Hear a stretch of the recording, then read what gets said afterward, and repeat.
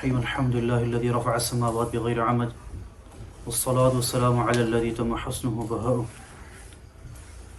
Respected listeners, over the next few days the announcement will be made that the month of Zhul-Hijjah has started. And Zhul-Hijjah is one of the 4 sacred months in Islam in which the great ibadah Hajj takes place. Allah Ta'ala mentions in the Quran, وَالْفَجْرِ وَلَيَالٍ عَشْرٍ. Allah takes a qasam by daybreak, and then Allah Ta'ala takes a qasam by the 10 nights. The majority of the scholars of tafsir mention that the 10 nights here refers to the 10 nights, 10 days of Dhul-Hijjah. And from the ahadith of the Messenger sallallahu alaihi wasallam, we find that these 10 days, the days running up to Eid, have great virtue. So the day prior to Eid, the day of Arafah, the Messenger of Allah sallallahu alaihi wasallam encouraged us to keep a fast. And the hadith mentions whoever fasts on this day, the sins of the past year and the future year, the coming year, will be forgiven. Scholars agree that it refers to minor sins, and the hadith in general is talking about a large amount of sins being forgiven. And then even in regards to the entire 10 days running up to Eid, the Messenger of Allah sallallahu alaihi wasallam said, whoever fasts one day, it will be as if he fasted for an entire year. And whoever reads tahajjud in these 10 nights, it's as if he read tahajjud on Laylatul Qadr. So the 10 days are coming up over the next couple of days, hold great virtue in the sight of Allah subhanahu wa ta'ala. We would be foolish not to avail of this great opportunity, just like Ramadan. Just like Ramadan, Allah Ta'ala throws lifelines at us to reconnect our souls with Him. This is also an opportunity for us to reconnect with our Creator. And some of the scholars have also brought into discussion to the extent, just for you to understand the virtue of these 10 days, some of the ulama opined that these 10 days coming, the days of Allahu Akbar, Dhul-Hijjah, the first 10 days, are greater than the days of Ramadan. This was an opinion of some of the ulama. And this denotes the importance of these 10 days. The Arabs, they tend to really take benefit of these 10 days. So in general, we should increase in all of our nawafil, whether it's fasting, salah, charity. These 10 days are virtuous. And then we have some masail which pertain to these 10 days. For example, the mas'ala of qurbani. Every baligh, every adult, male or female, if they have the amount of nisab, they have to give qurbani.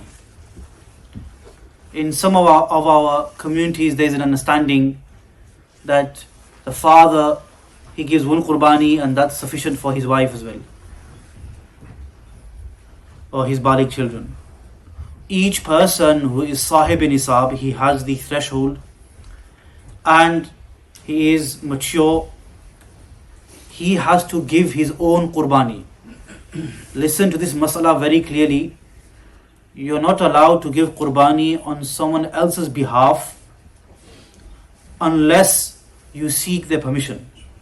Yes, there is certain masail based on urf. In our custom, a man generally gives on behalf of his wife without her permission, as it's considered his duty, or in our urf, that's fine. But in general, for anyone else, include your children, you should first notify them before giving on their behalf. However, it's important that in this day and age, without children having access to their own funds, they should give qurbani from their own money. This is the true spirit of qurbani. Each animal, a sheep and a goat, is equal to one share. A cow, a camel and a buffalo are equal to 7 shares. It's not necessary to give qurbani on behalf of the Messenger sallallahu alaihi wasallam, but it is permitted to do so, and it's an act of reward that we should try and do. The second mas'ala, once the 10 days start, if you are going to give qurbani this year, are you allowed to cut your hair and nails? So in the Hanafi madhab, it is mustahab for the person carrying out a qurbani not to cut his hair and nails until his qurbani is done, which means if a person was to cut his hair and nails, there is no sin. So it's not wajib. According to the Hanafiya, it is mustahab for a person not to cut his fingernails and his hair. So these are some masail that we need to be aware of, and really it's our fard for us to study these masail. And then we have takbir tashriq, Allahu Akbar, la ilaha illallah, Allahu Akbar, lillahi alhamd. According to Ahnaf, it's wajib for all males to say this loudly from the 9th Fajr to 13th Asr. And you will see this in the masjid as well. And even if you are reading alone at home, if circumstances happen, then even then you should read it loudly as well. So these are some of the masail which pertain to these 10 days. It's important that we make the most of these 10 days. And the last issue I want to mention before I finish, that we have some liberal Muslims who refuse to do qurbani. And some of you may have seen the pictures where they will say that instead of doing qurbani this year, I'm going to plant a water tank outside my home for the poor to drink from. And that's their idea of charity. Allow me to make it clear that when it comes to ibadat in Sharia, there is no dakhal and interference of our intellect, our own leanings. Some Muslims may decide to abstain from meat. Now, as a Muslim, it's permissible for you not to eat meat. It's permissible. However, your duty as a Muslim is when the time of qurbani comes, you make qurbani. So we have some vegan Muslims who refuse to do qurbani. It's haram, and I would say it leads you to the door of kufr, because you are rejecting a hukam of Allah Jalla wa Ala and the Messenger sallallahu alaihi wasallam. So it's one of the doors of kufr. So you start here and you start employing your intellect in every ibadah, and then you end up rejecting nusus of the Quran.